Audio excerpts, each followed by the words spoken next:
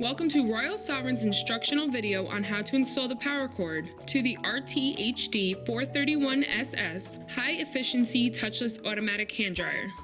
To install the power cord, you will need an Allen wrench and a Phillips head screwdriver. Unit should be unplugged during installation process. Step 1. Using the supplied Allen wrench, remove the stainless steel hand dryer cover by removing the 2 screws at the bottom of the unit. Locate the circuit board on the right of the unit. Step 2. Remove the circuit board cover with the Phillips head screwdriver. Step 3. Remove 1 screw from the wire clamp. This clamp will hold your wires securely into place. Step 4. Run the supplied power cord through the back of the power supply hole. Step 5. Remove the already attached yellow ground cable from the terminal block. This cable is used when hardwiring the unit but is not needed when installing the plug.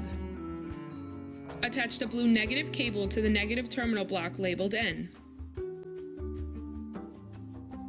Attach the yellow ground cable to the ground terminal labeled T. Attach the brown positive cable to the positive terminal labeled L.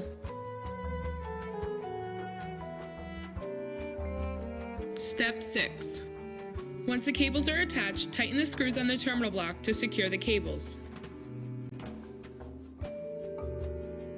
Step 7. Reattach the wire clamp to hold the wire securely in place. Step 8. Place the circuit board cover back onto the unit.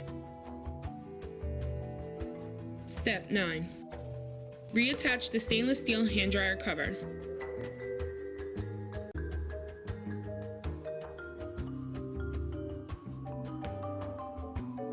In a few easy steps, the RTHD-4331SS high-efficiency touchless automatic hand dryer is now ready to use. For more information on our hand dryers, go to royalsovereign.com, and thanks for watching our video.